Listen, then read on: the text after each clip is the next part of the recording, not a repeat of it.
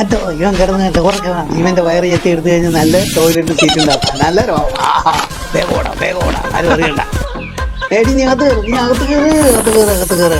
ആ അതെ ഞാൻ വന്നെ. ആരാടാ എന്റെ വയറിൽ രോമം കാണിച്ചെടുത്തത്? ചേട്ടൻ വിളിക്കാം. ചേട്ടാ നല്ല ഭയം.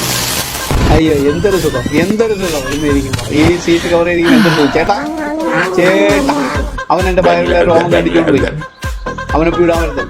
ആഹാ ഇവനാണോ കണ്ടിച്ചത്? വിട്ടപ്പെട്ട വണ്ടി പോട്ടെ ആ അവനെ കുറിച്ച് കാണിക്കാം. നമുക്ക് അവന് മരം